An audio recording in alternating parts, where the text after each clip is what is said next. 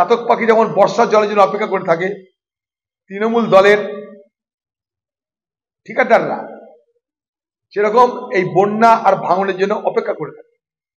বন্যা আর ভাঙন হওয়া মানে ঠাকুর রামকৃষ্ণ স্বর্গ থেকে মর্তে নেমে আসে, দিয়ে বলে টাকা মাটি, মাটি টাকা, খালি মাটি ফেলবার চুরি করে।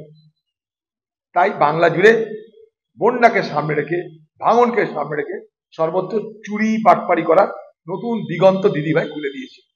প্রতি বছর আপনি বলেন ম্যানমেড,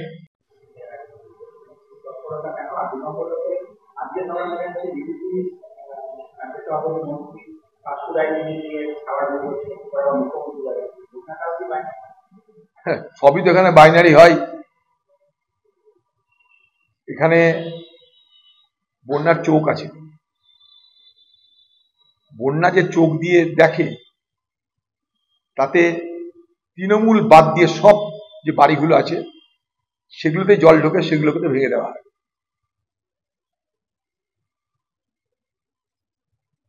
বাংলার সর্বস্তরে মানুষ আছে ক্ষতিগ্রস্ত,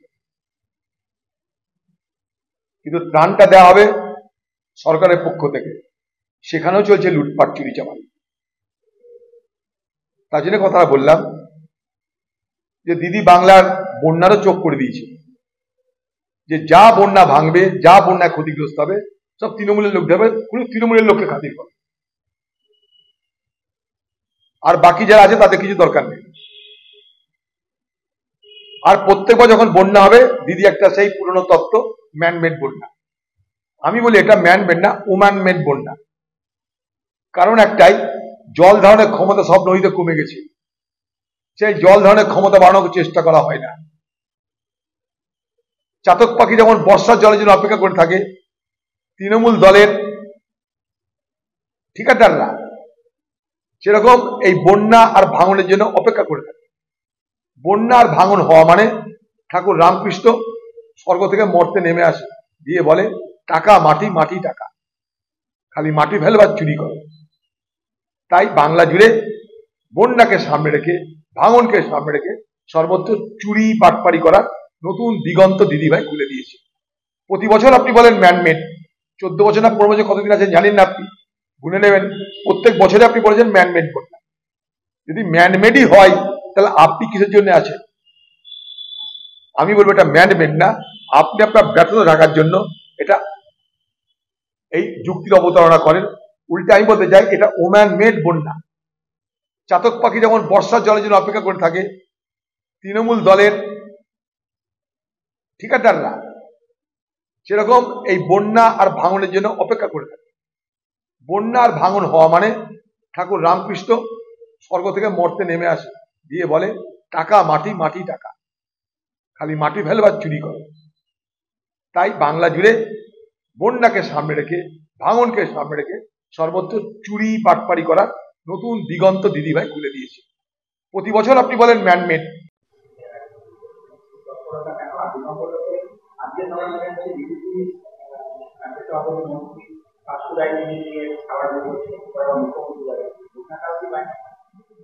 সবই তো এখানে বাইনারি হয়। এখানে বন্যার চোখ আছে, বন্যা যে চোখ দিয়ে দেখে তাতে তৃণমূল বাদ দিয়ে সব যে বাড়িগুলো আছে সেগুলোতে জল ঢোকে, সেগুলোকে তো ভেঙে দেওয়া হয়।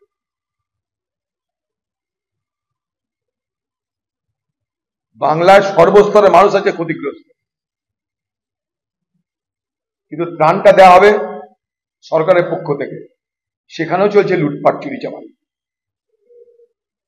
তার জন্য কথা বললাম যে দিদি বাংলার বন্যারও চোখ করে দিয়েছে, যে যা বন্যা ভাঙবে, যা বন্যায় ক্ষতিগ্রস্ত হবে সব তৃণমূলের লোক দেবে, কোনো তৃণমূলের লোককে খাতির করে,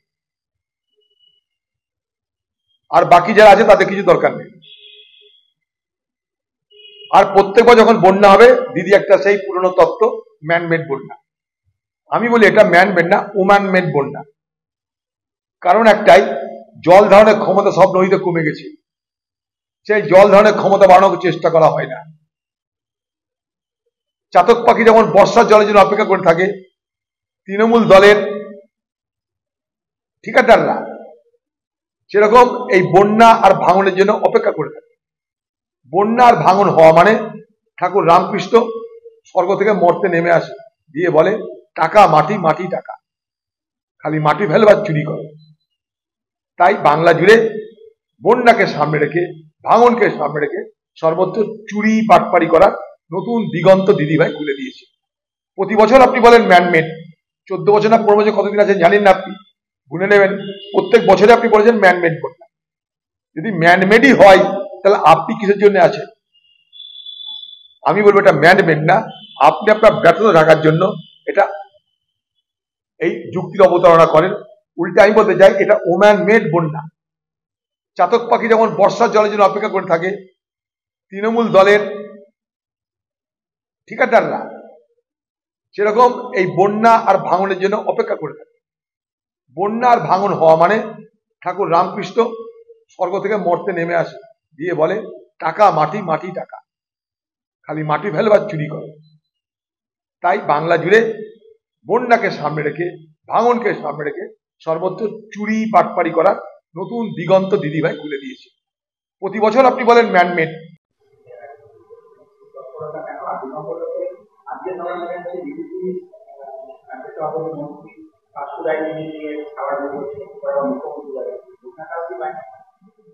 সবই তো এখানে বাইনারি হয়। এখানে বন্যার চোখ আছে, বন্যা যে চোখ দিয়ে দেখে তাতে তৃণমূল বাদ দিয়ে সব যে বাড়িগুলো আছে সেগুলোতে জল ঢোকে, সেগুলোকে তো ভেঙে দেওয়া হয়।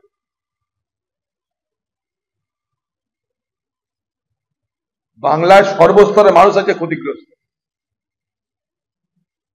কিন্তু ত্রাণটা দেওয়া হবে সরকারের পক্ষ থেকে, সেখানেও চলছে লুটপাট, চুরি চামারি।